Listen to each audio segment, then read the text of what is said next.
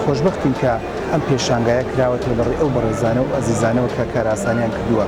من گوزەرێکم کرد بە ناو کتێبەکانە هەستەکەم ساڵ بە ساڵ کتێبی باشتر نایابتر دەرەچێت. خۆشببخت بووم وەکو خۆم کە کۆمەڵێک گەنجم بینی کە لەلایەکەوە خەفەتم دەخوارد کە لە تەمەنی گەنجێتیە من ئەم جۆرە کتێبانم نەبوو، بەڵام لەلایەکشەوە خۆشببختم کە ئەم گەنجە جوانانە لەگەڵ هەموو بێتاقەتی و ناڕەحەتەکانە بەڵام کۆمەڵێک کتێبی دانسقە و نایاب لە کتێبە جیهانیەکان و لە کتێبە ناوخۆکان لە بەدەستیانەکە قەناعەتم وایە لە ڕووی بڕیاردانەوە، لە ڕووی بەڕێوەبردنەوە، لە ڕووی کاتدانانەوە، لە ڕووی پلانسازیەوە، لە ڕووی خێزانداریەوە، لە ڕووی هەموویەوە دەتوانن خۆیان بەرەو پێش بەرن. بۆ ئومێدەی کە کتێب تەنها بۆ سەفتەکردن نەبێت، کتێب تەنها بۆ ناو کتێبخانە نەبێت، کتێب بۆ ئەوە بێت کە تەجروبەی ژیانی پێوەرگرین و ژیانمان خۆشتر و ئاسوودەکەین. سوپاس بۆ هەموو لایەک.